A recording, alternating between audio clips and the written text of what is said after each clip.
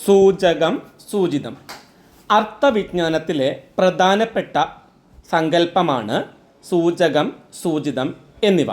പദങ്ങളുടെ സൂചിതാർത്ഥം, നിയതാർത്ഥം എന്നിവ വിവേചിച്ച് കാണിക്കേണ്ടത് അത്യാവശ്യമാണ്. ഉദാഹരണം: രാവണൻ ദശമുഖനാണ് എന്ന വാക്യത്തിൽ രാവണൻ, ദശമുഖൻ എന്നീ പദങ്ങളുടെ സൂചിതാർത്ഥം ഒന്നാണെങ്കിലും നിയതാർത്ഥം വ്യത്യസ്തമാണ്. ഭാഷാശാസ്ത്രകാരനായ ഫെർഡിനാൻഡ് ഡി സൊസ്യൂർ ഭാഷാശാസ്ത്രത്തിന് സംഭാവന ചെയ്ത 4 സങ്കല്പങ്ങളിൽ ഒന്നാണ് സൂചകം, സൂചിതം എന്നിവ. വിചാരത്തെയോ വികാരത്തെയോ വസ്തുവിനെയോ സൂചിപ്പിക്കുന്ന ഒരു സങ്കല്പവും അതിനെ സൂചിപ്പിക്കുന്ന ശബ്ദബിംബവും ചേർന്നതാണ് ചിഹ്നം അല്ലെങ്കിൽ സൈൻ. ഭാഷ എന്നത് ചിഹ്നങ്ങളാൽ നിർമ്മിതമാണെന്നും ഓരോ ചിഹ്നവും സൂചകവും സൂചിതവും ചേർന്നതാണെന്നും അദ്ദേഹം പറയുന്നു.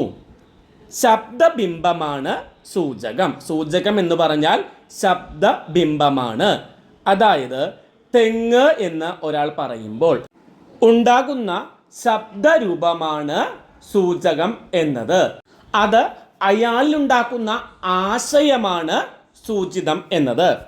മറ്റൊരു ഉദാഹരണം: മേശ എന്ന ചിഹ്നത്തിൽ മേശ എന്ന ശബ്ദം സൂചകവും അത് സൂചിപ്പിക്കുന്ന ആശയം സൂചിതവുമാണ്.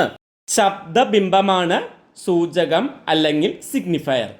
സൂചിതം എന്നത് ആ ശബ്ദബിംബം ലക്ഷ്യം വെക്കുന്ന മാനസിക ആശയമാണ്. ഒരു ഭാഷാ സമൂഹത്തിലെ വ്യക്തികൾക്കുണ്ടാകുന്ന അർത്ഥബോധമാണ് സൂചിതം.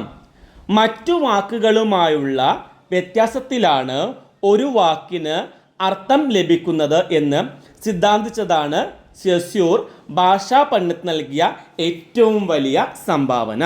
ഉദാഹരണമായി, വള എന്ന വാക്കും ആ സൂചിപ്പിക്കുന്ന വള എന്ന വസ്തുവും തമ്മിൽ അവിഭാജ്യ ബന്ധമില്ല. ശബ്ദതലത്തിൽ തള, തല തുടങ്ങിയ വാക്കുകളിൽ നിന്ന് അർത്ഥതലത്തിൽ മാല, മുക്കുത്തി, മോതിരം തുടങ്ങിയ വാക്കുകളിൽ നിന്നുമുള്ള വ്യത്യാസത്തിൽ നിന്നാണ് വള എന്ന ചിഹ്നത്തിന് അർത്ഥം കിട്ടുന്നത്.